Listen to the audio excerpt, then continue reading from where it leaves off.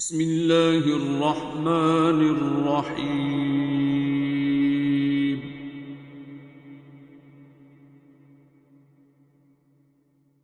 अर्रहमान।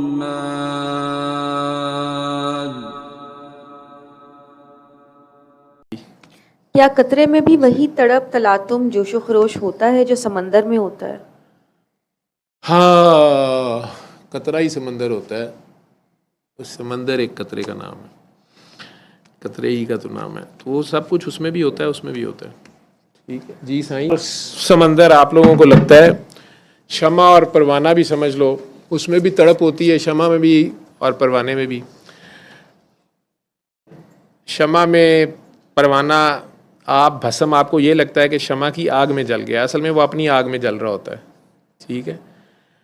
और उस रोशनी, उस लौ की तड़प फड़क, उसको इलेक्ट्रोमैग्नेटिज्म उसका अपनी तरफ पुल कर लेता है।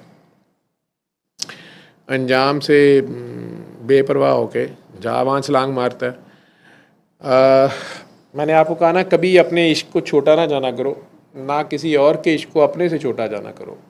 हो सकता है आप आग में घिरे हुए हों और जल रहे हों, आपके चारों तरफ शोले ही शोले हों और जिस्म का लू लू भस्म हो रहा हो, और करीब ही एक खड़ा बेस इंसान खामोशी से आपको देख रहा हो, और आपको ये ख्याल गुजरे कि यार कितना बदबख्त है, ना पानी ला रहा है, ना मुझे बचाने की कोशिश कर रहा है। अगर खुदा आपको तौफीक दे तो आपको पता चले कि उसके पाँव फ्रीज़ हैं और वो बर्फ़ के ऊपर खड़ा है और बर्फ़ से जल रहा है। बर्फ़ की अपनी जलन होती है, आग की अपनी जलन है। आग की जलन से ज़्यादा बर्फ़ की जलन होती है।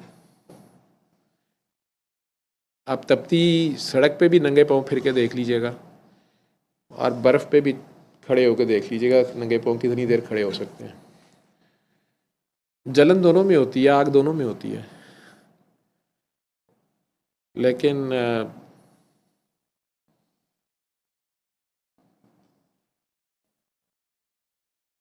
बर्फ़ की आग नज़र नहीं आ रही होती, लेकिन जला देती है, क्योर ही नहीं होती, काटना पड़ जाता है सब कुछ।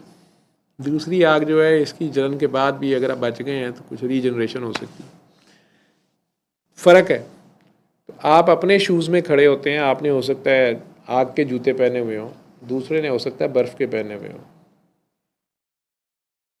अपनी अपनी लाश उठा के खुद ही फिरना होता है।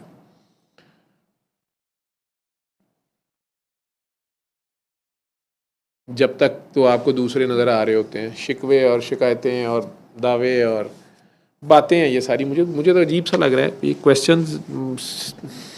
अच्छी बात है, आप लोग ज़्यादा पढ़े लिखे लोग या बहुत प्यारे लोग हैं वो आप लोग जिन्होंने ये सवाल लिखे हुए हैं। तो मैं इसके भी अपनी अभी अगर बेवकूफ़ से क्या सवाल पूछोगे, पागल से, वो बता ही मैं जा रहा हूँ। और अल्लमल कुरआन